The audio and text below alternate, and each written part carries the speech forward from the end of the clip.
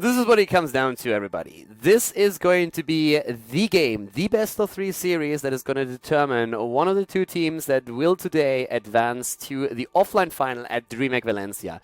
And it's not going to be an easy match by any means. CLG, Casual Logic Gaming, is going up against Teh89, the ex-NaVi squad. Falstad, the king of Cursed Hollow, bam, banned out, and Illidan seems to be a goner too, which would allow a Khaldor. And I would be shocked to not see him being picked, and of course there he is. He wants to see the world burn, for very good reason. And yeah, it's going to be an interesting series, to say the least, because both of these teams have a lot of ambitions for that. Teh89 was already disappointed, let's call it angry that they didn't make it to the offline finals earlier, that they were defeated twice in the previous qualifiers, and this is the last qualifier, this is the last chance. Whoever loses here is out. And I mean, not out of the qualifier, out of Dreamhack Valencia. This is the moment where it all counts. Rhaegar Greymane, already an aggressive comp, threatening an Abathur here for the double Greymane on Cursed Hollow. It's a map by Abathur, it's actually quite common. We've seen it played by CLG in the past, and also, by the way, by the Evil Murkies, another team that really likes to play Abathur combos here. But Teh89, how are they going to respond? The ETC should be a given, and yes, there it is. ETC in Khaldor is very strong. Few teams still go into Muradin instead. It's basically a bit of a comfort pick now too, of course, but if you get that power slide and then you also have the gravity lapse right after that, empowered by the Verdant Spheres, then you are in a very nice spot where you can just lock down a ton of heroes. So, with this being said, we're having Teh89 currently in a situation where they could either go for an early healer, or they could simply decide that they want a bit more damage here. And of course, there's a few options of what they can do. Li Ming for poke is an option, but she's not really all that common in combination with the Khaldor. It's again like you're very basing your damage a lot on just abilities and cooldowns. Oftentimes you see teams just trying to opt for one ability damage dealer and another one who's like getting damage in with a bit more auto attacks. Charism has been chosen, so they go for the heal version here. We have Sonya still around. There's also still the option to go into a Thrall. CLG, of course, could try to work against that a little bit and just simply ban one of them and try to aim for the second. Abathur is something that Teh89 has to think about if they ban that out. So for CLG, there's a few options now that they can play it. With the Greymane, we have seen in the past a lot of there it is, Thrall banned out, as expected. So with the Greymane, you can go for really dive-heavy comps if you get that Tyrael in too. So they could just decide to go into another melee hero at the front line, and Greymane can then always just like engage into the back. That works. With Abathur, you have a lot of plays here as well, and of course he's banned, so that makes sense. That leaves Sonya though, so now they can decide if they want to go into like maybe something along the lines of a Sonya Muradin to just help out with it. If they want to get more poke damage, for example, there's the option to go into a Li Ming. Tassadar is still around as well, so you have a lot of option of how to play it. You can go for a Muradin at the front line. You can think about going into even a Sonya plus maybe a Tyrael if you want to be hyper aggressive with the entire setup. The range damage dealer could be a Lunara, could be a Li Ming, of course. So there's definitely a lot of options to how CLG could play it. The Abathur variation is already out since Teh89 kind of anticipated that. And if you ever went up against the double Greymane, then you know how much that can hurt. Like, it's pretty insane. We have seen already earlier today a couple of other picks as well. Even a Chromie has been played. And that is, of course, also an option for this series right now. Since if you have any kind of niche pick, anything that you really prepared in scrims, this is the moment to show it. For now, CLG is playing it very standard. They have the Muradin. He has that massive like presence in the fights thanks to the healing static, thanks to the reverberation. His hit point pools don't form as an option. Like, this guy is so versatile in the way that you can play him. It's just so incredibly strong. No matter what you do, it is fantastic. So they go for the Tassadar adjustment here. No range damage yet, which helps them to empower Greymane. But they still need some damage, and that's Li Ming, that's Lunara, that's the Sylvanas. So there are options out there. Even a Vala could be chosen if you feel the need to go for it. And CLG is pretty old school when it comes to their picks, so they have done stuff like that in the past. Teh89, on the other hand, they are currently also in need of a bit more damage, and they could run that Sonya. They could run a Sonya if they really wanted to. They have, and there it is, I like it. It's a good choice for them. So Sonya as a pick. It could have gone into a Nubarak as well, I suppose. Right now, I feel one of the reasons maybe why CLG didn't even show something like a Li Ming is that if Teh89 picks in a Nubarak, then all those beetles are, of course, blocking a lot of the shots. So without a commitment towards a Nubarak, that's definitely not happening just yet. But they are also hesitating. So the Sonya is, of course, a very strong option for them. It's not the only one. As I said, Nubarak is another version of how you could play this. And they are talking about both of their picks here, of course. Sonya taken, and now do they commit to a bit more range damage? If they do, again, same rules apply. You could go for Sylvanas here. You could... Oh, a Tychus. I like the Tychus.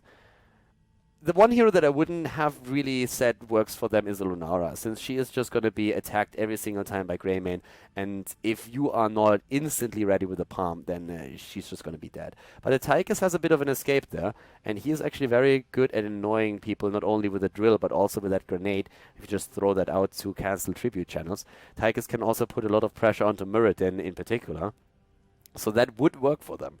It's a pick that we see more and more. It was played quite a bit at the global finals, and ever since then we've also seen him in the Western and also in the North American scene. So the Renegade has been chosen. Tychus is being played. Good damage output here for them. And now I'm a little bit curious to see how CLG is playing it. Because the one thing that they are still missing, and yes, Li Ming is catering towards that need, is an additional interrupt against ETC. Muradin is the only one who currently has one. Li Ming will be forced to go into the wave of force here, and she is very good for the poke. Again, if she gets picked early, then an Anubara could be picked by Teh89 if they're trying to make those beetles work against that Arcane Orb and the missiles. But as is, we have nice poke on the side of CLG. It's a great hero for the map also, to just interrupt those tribute channels. Very solid draft. I'm liking it. This is going to be really cool. This is really what it comes down to. Game number 1, everybody. Cursed Hollow, CLG versus Teh89. Let's start the match. Game number 1 in the series has started. It is Teh89, and they are going up against none other than CLG. The Polish team to the right and to the left, we have Teh89 with Zarmany on Sonya, Remaballer on Tychus, Gran Paquete on Karazim, Eternal on ETC, and Crosby on Kalthas. To the right side of the map here in Cursed Hollow, we have Nika for the Polish team on Li Ming, Shihu on Tasada, Juf on Muradin, Kreku on Greymane, and Leo from Korea is playing Rega. So things are looking intense already. This game is going to decide who goes to Dreamhack Valencia. Not this map, but the series, of course, and this map is going to give one of those two a significant lead.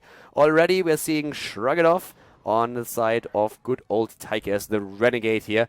And yeah, at the top we actually see Remaballer with a pleb skin. Not going for the Prisoner Tigers. Nope, not is he going for the Infested Tigers. Skin game definitely not on point right now. To the right side we have the Polish team, and this is going to be one of those matches where especially Greymane is of course going to be a crucial factor. He's going to try and go deep to drop Kalthas, to drop heroes like Tychus, and he will be empowered by Rega with the Lightning Shield and also the Shield on Tassadar. Just trying to keep him alive and get as much value out of him as you possibly can. Besides that, we're seeing Sonya right now with a block on level 1. We're already having on level 1 for Li Ming, by the way, the Astral Presence taken here. So a bit more mana regeneration, not even going for any kind of extra damage that you could potentially get here. And Li Ming already has to... Oh, nice lockdown, I like it, well done. And that was nearly the end of Nika. So with the grenade, I find that spot, by the way, a little bit awkward to be in, because one grenade can take you down, and we've seen that a couple of times, that people thought themselves safe, moved back and bam, grenade, and that's the end of it. So for now we're having good pressure at the bot lane with the tower already eliminated. Teh89 is really starting to put serious pressure onto their opponents. The first tower is already down, and that of course helps them, and both of the teams are very likely to soon enough go straight for their camps. 2 minutes into the game, the mercenary camps spawn, with the exception of the bosses. Bosses spawn 3 minutes in. And if you take them early, then they basically drop at the same time as you can get the first tribute on the map. And then one of the teams is going to have a bit of an advantageous position. You always want to spawn the tribute. You want the tribute to spawn on the opposite lane of your Siege Golem lane, Siege Giants lane. That's basically what you want to have. So Teh89 wants it to spawn at the bot lane, and CLG wants it to spawn at the top lane. Because then you get more value out of the push, and you cannot be easily defended while at the same time still stalling the tribute channel. So let's see which one is going to get the better start into the game thanks to that.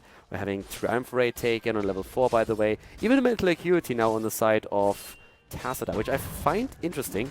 Vision is quite important here for the team, but Leeching Plasma would have been a very solid option as well, especially for Greymane here. There's a couple of heroes that could have benefited from it. Full wolf build now, Feral Heart and Wolf Run taken, and CLG gets the better trade when it comes to the Siege Giants. They have them down at the bot lane, so up at the top, this is going to be a bit of an awkward position. Remabola is actually already staying behind, trying to de-push it, but this should be an easy one. Bit of a trap set up here for a moment in one of those bushes.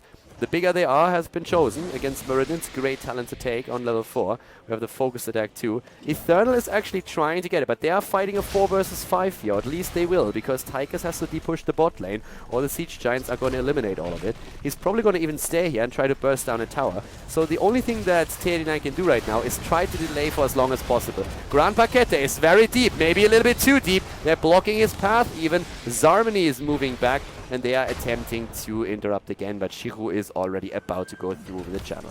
So the tribute ends up in their hands, but Remabola at least gets some structures at the bottom of the map. So in experience, they take a slight lead here. He will be able to burst that down in just a moment with the next wave. Everybody else is already starting rotations here, down to the bot lane, up to the mid lane as well. And we have right now the camp claimed too. So they didn't even take it. In case you didn't see that during the fight, they didn't actually cap the camp. They waited for the tribute to spawn, and then they realized, well, it's spawning at the wrong lane. They know that they don't get a lot of value out of it if they just take it immediately, because what would have happened is that while the tribute is channeled, the red team, CLG, they would have simply moved into the lane and would have de-pushed it. So instead, they're taking it a bit later to get at least value out of it. And now they are already on an early level 7, with Remabol not even committing to a tower because he doesn't want to be too aggressive here and doesn't want to overextend. Level 7 brought us quarterback. We're having loudspeakers, cleanse, and ferocious healing for Zarmany. We're seeing now Netherwind plus also the Gravity Crush taken, so the additional damage. And this is now a tribute that they can finally fight over. As long as, of course, Tychus makes that rotation. And a camp was also claimed by the opponent, which is currently depushed in the mid lane. Gran Paquete is letting this one go as well. He's thinking about it for a moment, but he's not going to really threaten anything here. He's not going to jump in or anything. The split is there, and they're simply trying to go through the bot lane. And that is actually like a pretty cool move, because with our 2 of the tributes already spawning top, the next one is going to spawn bottom.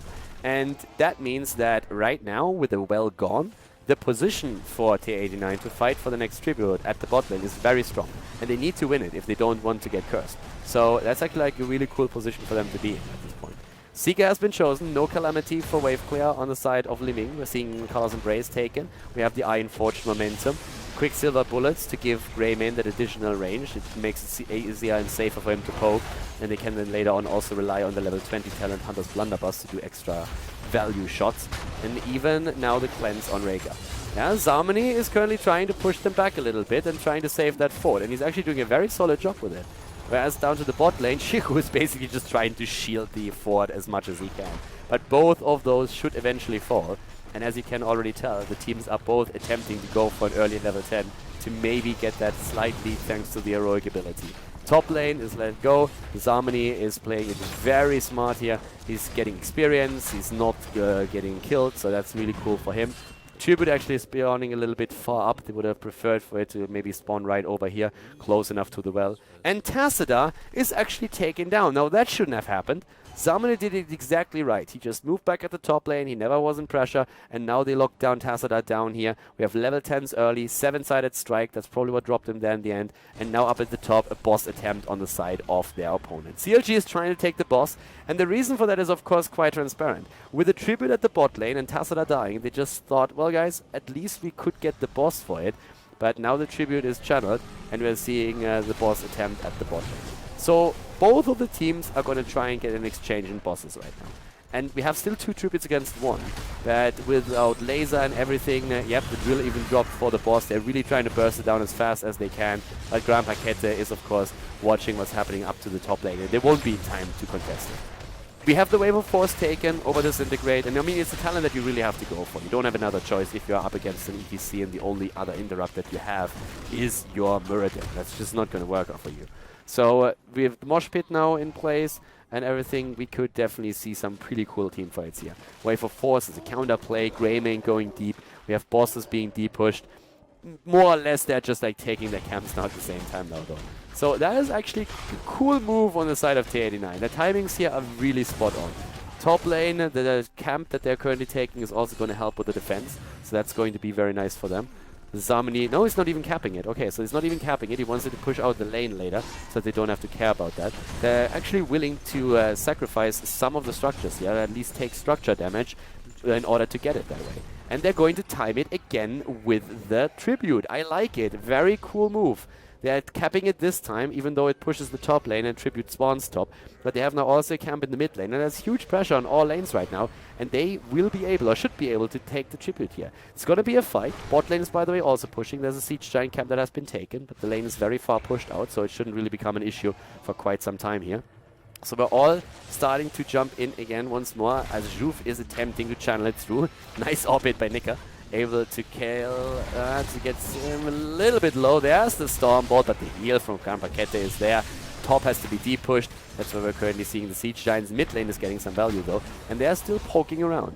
They're currently trying to see if they can maybe dance around. Bot lane is still pushing. Keep that Siege Giant camp in mind. It could actually play a huge role here. And we have all of the heroic abilities ready, with the exception of Force Wall, but the low cooldown, of course, does really put that into a point where it doesn't matter too much. Value in the mid lane already. This wall is going to fall for sure. That's extra experience too. But what happens with that Tribute? Juve with the channel, and they interrupted again. Sonya was there. There's another Force Wall. Doesn't really do anything. ETC jumps in, and they go straight for the 7-sided. They kill against Muradin. Ancestral healing is too late, and that is going to be a Tribute. They have to move down now because this camp is starting to get solid value for CLG, but in the mid lane we see a similar picture, and they are attempting to not only go through the wall, but at least to drop that well and maybe put some extra pressure onto the fort itself. So they're doing really well here. Tyker's the only one who's actually going to the bot lane to save the fort there. And they should be able to make that work, even though it's going to drop a little bit lower. But over here, it's a 4 versus 4 scenario. The level 13 talent isn't ready yet, and they are getting the kill. Alright, so they get the kill against the fort. They're very close now. Tyker's saved the bot lane. That's going to help them quite a bit. And the level 13 talents are now also going to be ready in just a few seconds. So all in all, with 2 kills against 0, with 2 tributes against 2 tributes, and actually the tribute spawning at the bot lane, the situation is very solid for Teh89. This well is once again a crucial factor when it comes to the tribute fight. And the fact that there's absolutely nothing left here except for rubble is of course a big deal breaker.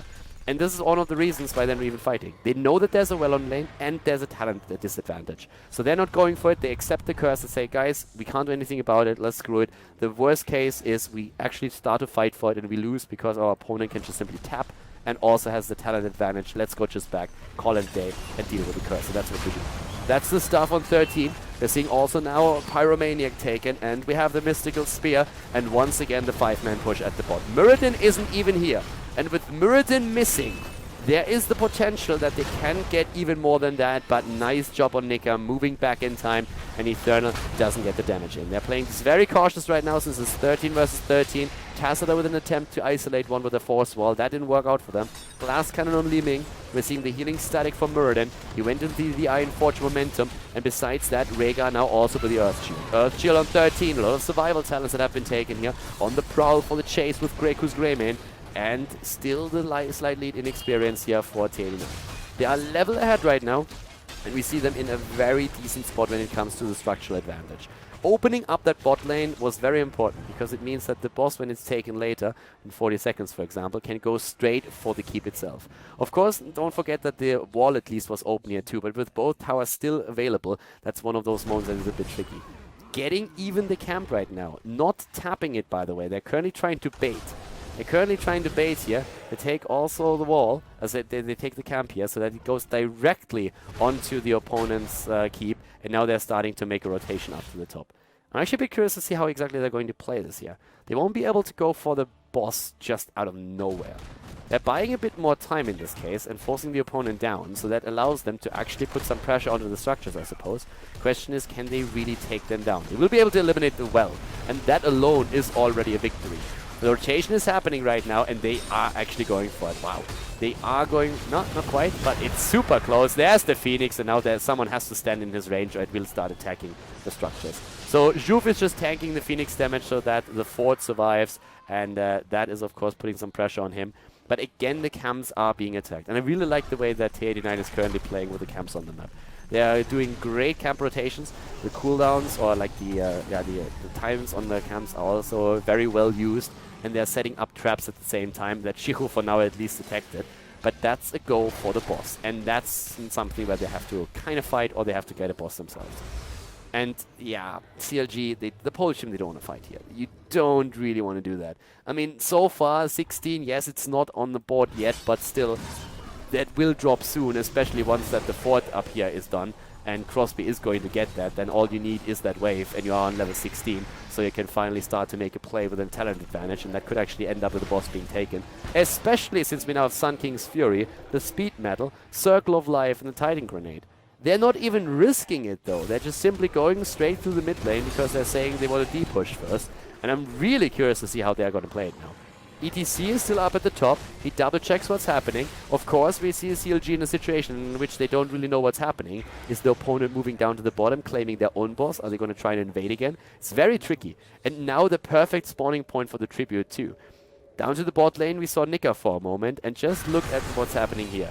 They are starting to take the boss. The drill alone, so much value right there. The zoning is happening. Are they willing to accept the curse? It looks for a moment like they are. Yes, there comes CLG. Boss is taken, and it's too late already. They need to defend. That was so smart. The boss is taken. They were just like dancing around up at the top, playing with the vision of the opponent a little bit. Now the top lane is threatening. Bot lane, they need to defend if they don't want to lose the keep. And that allows now Teh89 to go easily up to the top and take boss number 2 as well. Extremely well played here. This is super solid what they're currently doing.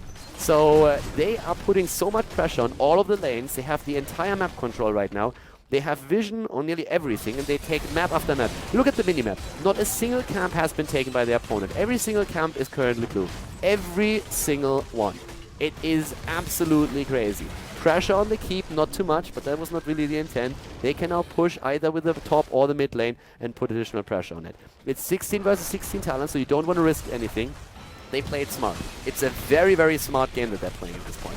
Muradin, full healing. Stoneform taken now. Executioner as well, by the way. The Earthgrass Totem, and that's a lot of the slows, and here they start poking. And in the mid lane, let's not forget that we have another camp going through the mid lane as we speak.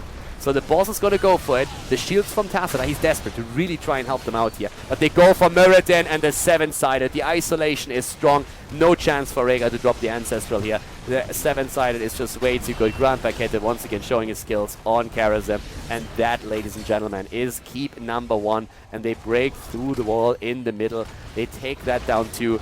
And they can simply go for the tribute at the bottom of the map again. And before they do that, they will most likely, yes, they go for the camp again. They go for the Siege Giants right now. And will take this one too. Basically, they locked the opponent down into their base. Zarmany with the zoning, he's playing that safe. Shihu comes in, tries to get the vision, helps even a little bit. Thank you very much with the Siege Giants here. So puts the damage on them. Don't really think that was intended. Tribute has been channeled by Rema Baller, and we already have Kelthas up at the top taking the next camp. So they just rotate over and over and over and over. They are very active on the map. They don't overextend. They threaten curse, and they are starting to get very, very close to level 20. And they even start to now time the camps again. They want to push the lanes at the same time. They control the map, the vision here in the middle. Didn't kill the wall here. They could still do that, but besides that, they push the lanes out, and they're waiting. They can wait for the next tribute to spawn, because guys, once that fight starts, CLG is forced to do something about it. They are forced to battle, because if the curse hits them, then they're going to lose this game. And the thing is, like, if the fight just takes a long time, both of the camps are going to get value. And here comes now the push in the mid lane. Level 19 is there. It's there. Right now, Teh89 is not sure if they can get level 20 before the next curse is going to be announced, and they doubt it. And I don't really think it's going to happen. So with that, they are just trying to get the camp times right. And that is extremely smart play. It's also one of the reasons why they just simply took those 2 camps away from the opponent so that they could not do the same thing. And here comes the value at the top lane. Catapults and Siege Giants going to go straight for the core here. The mid lane pressure is going to start pressuring again the keep. And this fight, the only thing they have to do is delay. Just delay. They might actually accept it. Yeah, great zoning. Great zoning from the red team. They simply accept it. They say, boys, let's not fight without 20. We are so far ahead. Let's just take the curse. They zone us out already. It's too strong. And we have, like, look at the value that they're going to get out of the curse. Nothing is going to happen here unless they fall. Unless they fall in the team fight. 7-sided, and they kill against Muradin. But even without that kill, nothing is going to happen here. Since the top lane is pushing with the camp, the mid lane is pushing with the camp. What's going to happen during the curse? Nothing. Absolutely nothing. Zip, zero. And right now, we're going to see them just moving around again. Level 20, they can end this game. They can easily end this game. Extremely smart play by Teh89. Very, very impressive here. They took no chances. They said, this is the game that brings us to Valencia. This is the one best of 3 that matters. We have to do it. The blue team is cursed. They don't care. Nobody told them, apparently. They didn't get the memo. They just push in. And look at these lanes. Do you see anything that happens here with that curse? Nothing. The camp is too strong. And up at the top lane, the same thing is happening too. That curse is gone in another 8 seconds, and it did absolutely 0. Nothing at all. And if we have a 1.5 level lead, we have right now the control of the map again. They have the level 20 talents, where we're now seeing the focusing diodes. We are seeing Ignore Pain, Storm Shield. It's the perfect position to be in. It doesn't get any better than that. Let's check the bosses for a moment. Eternal might be in a bit of trouble here. Now he gets away. Are they actually going in? Yeah, they're not. So boss over here, 6 seconds on the boss, 36 up to the top. Camp just spawned. You have full vision. You have even the watchtower claimed. What's going to happen? They can set up traps. They can go for boss. This is more or less a checkmate position. Unless they make a massive mistake, this is their game. Only a massive, massive blunder is going to lose them this game right now. If they play the game the same way that they played the last 10 minutes, then they are going to take this one. CLG has lost the first keep. They're under immense pressure at the top lane with catapults pushing in right now. They are down a talent. It's 2 tributes against them. And now it's just going to be a boss at the top lane. They're going to go for it. The rotation is not going to be fast enough. And ladies and gentlemen, this boss is going to end the game. No doubt about it. This is going to be the finishing blow. This is going to be the nail in the coffin right there. Incredible smart play from Teh89. Extremely well done. The only chance that CLG now has is somehow attack them without a talent advantage before the boss is there. It's the only chance. You need to jump in and you need to kill someone. Preferably all of them. It's the only chance that you have. And of course, Teh89 is too smart for that. They're not going to make that mistake. So right now, they're jumping in. 7-sided, not hitting. Juve, perfect. That was perfect by Juve. That's a cooldown that he just played it. Harrison this time did not get it, but the boss is walking through. They, of course, try to fight behind the boss. That's the only thing that they can do. They cannot fight on the boss. So they fight here, but the boss is already on the core. Boss is on the core. We're 20 minutes into the game. Right now, there's the Ancestral. Mosh Pit is ready. Eternal needs to be careful. Kreku is low. Kreku is dead. And this is going to be game. The core is losing hit points, as is Zamani. Is he going to fall? No, he's not. It's 5 kills against 0. Crosby is taking a lot of damage from Nika. But the boss is on the core, and can they defend it? I do not think so. It's just not going to happen. They dance around, and the boss is just going to hammer away at the core. Here comes Zamani. He goes in. Well, wins to victory. And this is game number 1 in favor of Teh89. 6 kills against 0. 20 minutes in. They take the game. Incredible smart play here. GG. Well played, and congratulations.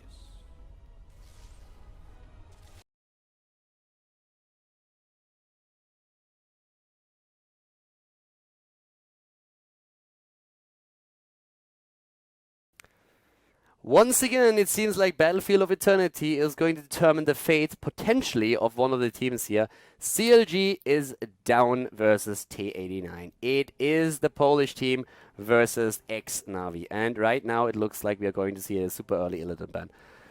I'm very curious to see how the draft is going to go now, because Teh89 played an absolutely amazing game on the last map. They played extremely well on Cursed Hollow, a very smart play. And incredible timing, by the way, on those camps. They ban out Kel'Thas now, and let's see how CLG is going to react with this. With a ban on Kel'Thas, there's a couple of things, of course, that you can jump on immediately as one of the first picks. A Falstad, for example, comes to mind. You can also play completely different. I mean, we've even seen, like, here, oh, Zagara is being banned instead. Okay, so with Zagara banned, which is something that CLG actually favors, we could see the Kel'Thas early pick if CLG thinks that he's strong enough here. And if not, if Kel'Thas is not picked here, then there is the option for Teh89 to go Kel'Thas and ETC. And while I'm not the biggest fan of Kel'Thas on Battlefield Eternity, that's probably the wrong wording. He's not bad here, but I personally prefer it if you go for a bit more poke than Kel'Thas can provide. But if you get the combo between Kel'Thas and ETC, or really good lockdown attempts, then I like him a lot more. So if you have the double pick, you can actually do that. If CLG picks him right now, then Teh89 has an option to simply take one of those away. So they can play around it a little bit more. And the poke battle is usually quite strong. Haha, CLG, alright. So apparently they're already in a position where they say, yeah, we know what you're doing, and they simply take ETC, which forces Teh89 to either pick Kelthas or leave him over for CLG. So the potential picks for them are Kelthas plus Muradin, I'd say. Kelthas plus Muradin is basically also a bit of a lockdown comp that you can run, and it gives you quite some value. If they don't pick Kelthas now, then ETC Kelthas goes over to CLG, which they probably are going to try and avoid. I guess there's a bit of a discussion happening in their voice right now where they're basically thinking, okay, do we really think that Kelthas ETC is going to give us so much grief, or how we are going to play it here? So I kinda like the move of CLG. Just saying like, alright, it's fine. We're going to pick ETC and we are going to go straight for that. So let's see how Teh89 reacts. Right now there's a few options for them, of course. One of them already went over, but other picks that we could see on this map are Falstad. And yes, they are actually going for Falstad. Will they still drop Kelthas here, or are they simply saying, nope, you can have him, we're completely fine with that? If they do that, then there's very likely going to be a Rhaegar pick happening right now. Nope, they go for it. They pick... Oh, actually, they don't. They go for Muradin. No Rhaegar. That's the Grey main. Are they going to lock the Kelthas in too? Are they going to go for that team fight potential? Nope. This time, both of the teams basically agree that... Oh! I like Rhaegar as well. Don't get me wrong. As I said before, I think Kelthas is great in team fights. He has a lot of maps where he's one of the best heroes, if not the best. On this map, I think his value is a little bit less if your opponent has AoE heal. He's still incredibly strong, but there's other heroes that are oftentimes prioritized. They take him anyways. They leave Rhaegar and Teh89.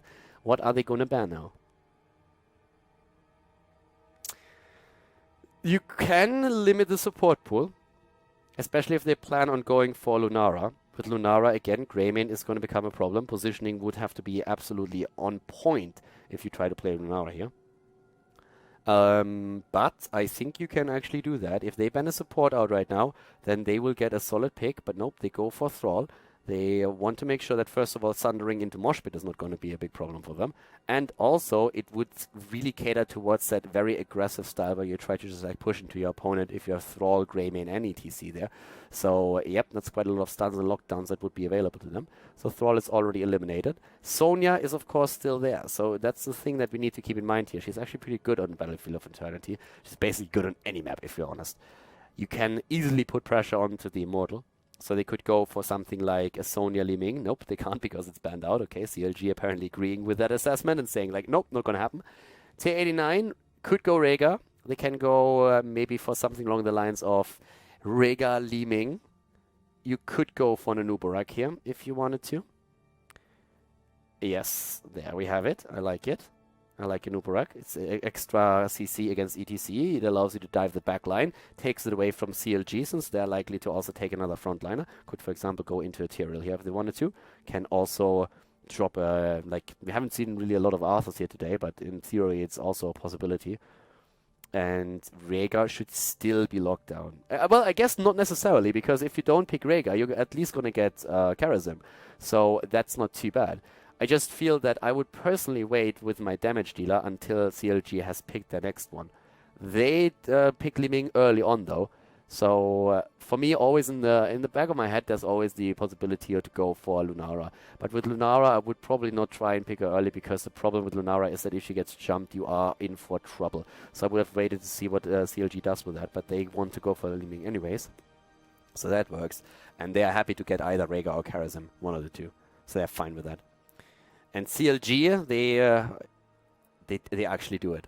I was thinking about it for quite some time, and we have seen Abathur in the past a lot on this map, but it has really fallen out of habit. If you remember the old school times when we had, do you remember Prague? Do you remember Road to BlizzCon? Last year, roughly a year ago, Heroes of the Storm, big final there.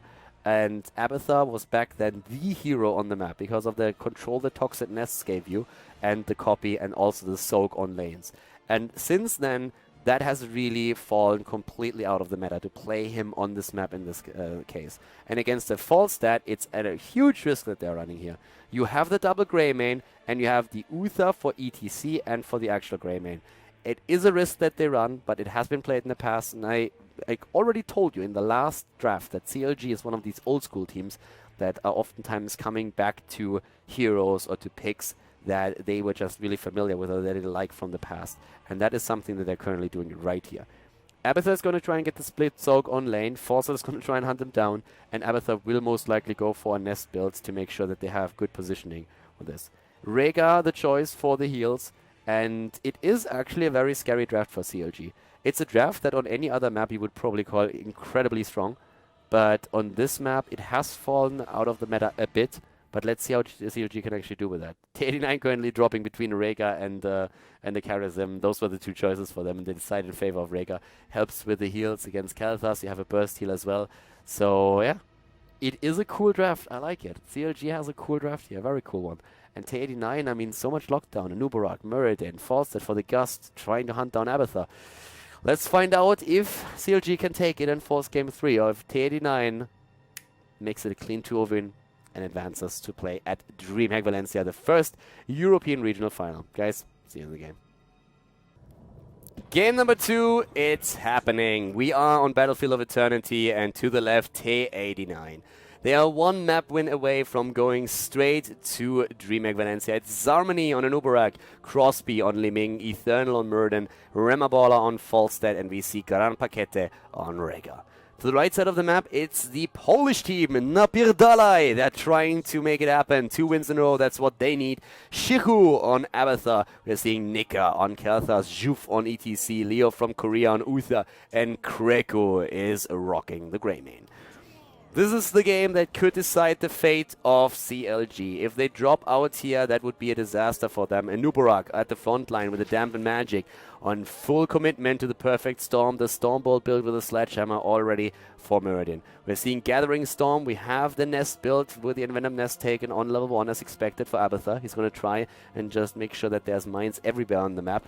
Controlling the paths, making sure that rotations are interrupted, making sure that he has vision on what's happening.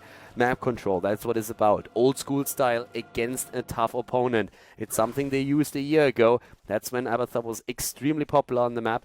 He fell off a bit when it came to that, but Remabola is also one of those guys that is going to make it a bit difficult for the Slug to really get value here. Shiho currently in the middle of the map at this point. We're seeing up to the top lane currently Zarmani and Crosby. It's a pretty interesting split that they have here. A 2-3. You don't see that all too often. Normally we are always seeing a 1-3 rotation here. They are struggling a bit with having a real top laner, a solo laner, so they're deciding to go for a bit of a different split, at least for now. And that being said, we have on the side of their opponent the Mana Addict and also Conjurer's Pursuit. Already the jumps happening at the bot lane, and with Abbott now starting to move down to the top, we're of course having quite some value here as well. But good shots fired here, as we can see, one of the towers is already down, and that's very solid value that we're seeing on the side of Crosby and his boys. Down to the bottom of the map on the other hand, we're having still the attack against Muradin. Nice lockdown against the Eternal. He's actually staying in the fight for a long time to get some pressure onto Juve, and he is definitely going to jump out of there with a beat. So right now the lockdown is pretty solid. I mean, we have the power slide, we have the gravity lapse, and we see on top of that also Uther with his own stun that he can provide it. And they are doing that against, Anubarak. And in that case, that was a pretty easy kill for them. So that lockdown is very solid. If you do control that properly, you find yourself in a really good spot. And they are very, very good at dishing out the immortal damage as well. So they are actually ahead, but Anubarak is going to be back to business. You can't really get rid of the cockroach for too long, and this is going to be definitely an immortal in favor of the red team now. They're going to burst that down, and the blue team is just going to try and reduce the shield. So that's the only thing that they can really do here, even with Abathur there. So at this point, we have the first immortal going to swoop in down to the bot, up to the top lane actually. And it's going to be super interesting to see how Falstad is going to try and deal with the situation. Since he could try and chase Abathur a bit. And Abathur's not at bot lane. Remabola is there, and Abathur shouldn't really be able to get too much value. Falstad flying up top. They're actually trying to go for a fight here. It's level 4 versus level 4 in talents, and actually Muradin not going Sledgehammer. He went for Thunderburn instead. So we have him still with the stacking, but he's not going into the Sledgehammer to get the value out of it. Instead, it's the Thunderbird, which will allow him to later on take the healing static on 13 and still get synergy. Abathur is going back onto lane right now, trying to get some extra experience at the bot lane for his team at least. They went through the wall up at the top, so that already dropped 2 towers into their hands, and we see nests everywhere. Abathur is just mining everything as much as he can, and that means also prolific dispersal as the level 4 talent with the additional charges and the cooldown reduction. We're having a protective shield, and we're seeing the Netherwind now taken. So for Li Ming, the charged blast, by the way. Very interesting setup already. Down to the bottom, a camp being taken. Top lane, same picture for the opponent's team. And they are attempting to simply burst through this wall now to get even experience again, even though they're already very close. But of course, this one is going to fall for sure, and the wall is also going to be eliminated. Forza is the only one that's currently down at the bot lane, and he's going to do his thing. He's going to try and make sure that he pushes that camp as fast as he can, whereas everybody else is just rotating in the middle and trying to clear a few of those mines by walking into them. I mean, with Abathur, you can really make that work. And the rotation is actually starting to hit the bot lane. Abathur is trying to help that out, but the pressure play that we're seeing from Teh89 is very cool. They're currently going up against an Abathur. The rotation that we're seeing the entire time from their opponent is a bit slow, and needs to somehow react to it because they don't have the 5th buddy in the game. But with this being said, we have a lot of those walls, a lot of those towers already dropped, and a slight lead in experience for Teh89, which is going to give them level 7 faster. It's not going to really make a massive difference for the next Immortal, of course, but it's still cool that the Immortal, if he's taken, will not have to deal with those towers anymore. So that helps them with a potential push then later on. Both of the teams actually hitting the next talent at the same time, and also timing their camp. Calamity has been taken as well. There's actually also the option to go into the Ether Walk on level 1 if you want to get mass value out of Calamity against the Immortal. That's something that we actually see quite a lot these days. We have now also the Iron Forge Momentum taken. We have besides that the Vile Nest for the movement speed slow. And both of the teams are racing, and they're racing hard. And this time the blue team is faster. This time the blue team is getting a bit of a lead there. Once again, the Quicksilver bullets. Camps are pushing the lane, so they need to be careful with that. They are starting a defense here actually for now. Falstad is at the top lane. He will use his global mobility to move back down, but he wants to deep push that camp first. Abathur's going to struggle with that, as you can see. So he's trying, but Falstad is definitely going to be much faster with it. But they sacrifice position in the middle of the map. Abathur is helping out here, but you can tell that the Immortal is still pretty healthy, and Falstad is going to fly in very soon. The bot camp, on the other hand, is getting solid value and is going through the well and starting to push also straight against the fort. They need to rotate someone down, or at least they need to think about it. And if they do, that would be an immediate collapse onto the Immortal of the red team. So Abathur is struggling now, and that's one of the problems that you have on this map in the early game. As you can see, we are seeing them starting to jump in again up to the top. Yep, there's the poke against the Immortal, and ETC! ET who? Exactly. ETC blown away, not even close, and now they can go just full force onto the Immortal, and as you can already tell, this is going to be an easy victory for them. The bot lane, that is massive value that they got right there as well. They are trying to rotate to stop it, but this fort is going to fall for sure, no doubt about it.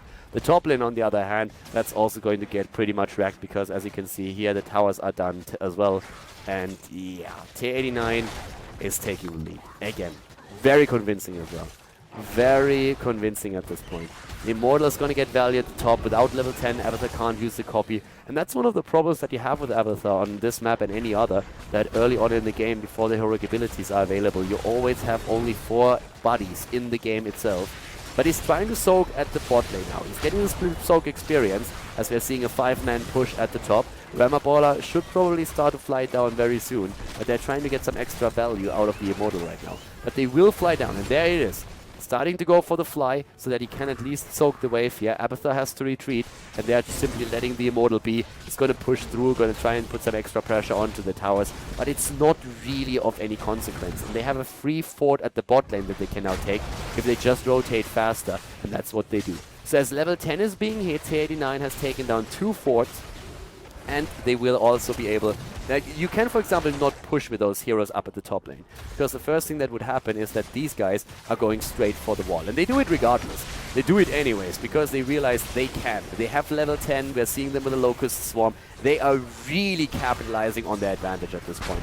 The camp has been taken, they know at least 1 hero is still at the top, so that allows them to push even harder. They went through both towers once again, pathing the way for the next Immortal, and they are playing an absolutely fantastic game here. This is really, really solid play on the side of Teh89, and the pressure is real for CLG. But they have Abathur now. They have their 10s. And now they can start to go for the double Greyman. And this is where things are really starting to get a bit more interesting. Because right now they can try to blow targets away. If they get the jump on Falstad, then he is going to be toast. So top lane, deep pressure again. Remaballer is there. At the bot lane, they're trying to defend. Abathur, of course, in the middle. He's currently waiting for a chance to simply use his copy. And once he does that, they are going to try and go for an immediate kill. Because they kind of have to. It's really, it's a key element in the fight to use the Abathur copy. The ideal thing that you can do in any kind of game, with whether you play Hero League, Quick Match, if you play Team League, or if you play in competitive, and you see a copy being used, the best thing that you can do, if it's not critical for you to fight at the objective, is just to move back. Move back, wait the copy out, and then simply engage. Like, that's the dream. Oftentimes your opponent is going to, of course, choose a time where you cannot really make that choice without giving something up. And if that's valuable enough, then you might have to go for the fight. Again, they're deep pushing by just simply going through. They go for pre-heals here. Grandpa Cat is in position. Camp's taken for both of the teams, and Falstad is actually trying to burst another wave away. Oh, but there is a bit of a trap that could be set. Falstad sees it, but they can't go for it. So instead, the Shaman Camp is being deep pushed. And what does that mean? Immediate pressure on the Immortal. They fly in and they start to push the Immortal down. But the top lane is being pushed as well. That's something that they have to be careful about. There's a lockdown against Zamani, but he gets away. Teh89 with level 12. This is level 11.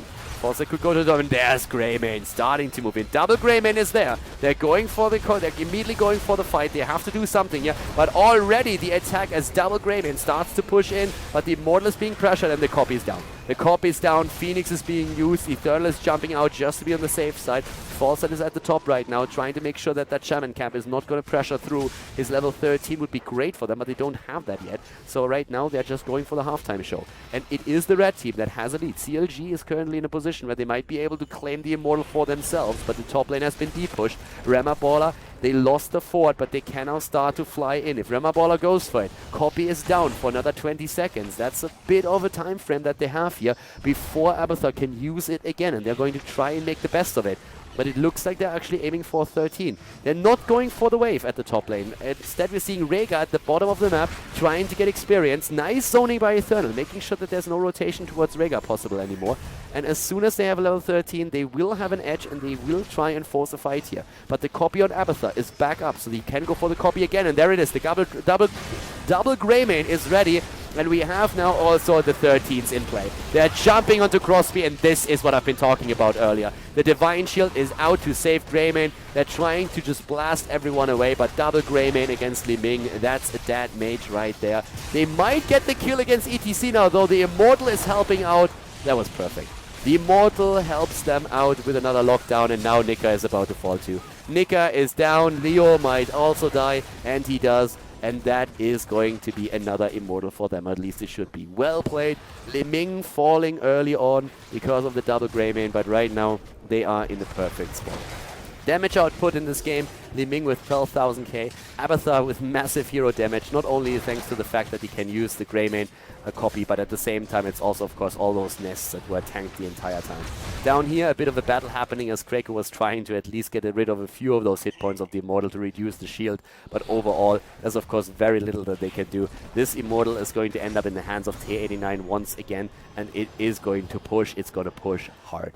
At the top lane, one of the towers is destroyed. It's still going to travel up there because down here, nearly the entire wall has been broken apart with the exception of the gate itself. And already the lane is being depushed as we see Eternal starting to take that away. With all of those little thingies moving in, the Locusts, there's of course always pressure on that lane, additional one piece that is. So, Crosby is in position. They're starting to move them back. Level 13 talents on both sides now, so at least it's an even talent fight that we're seeing.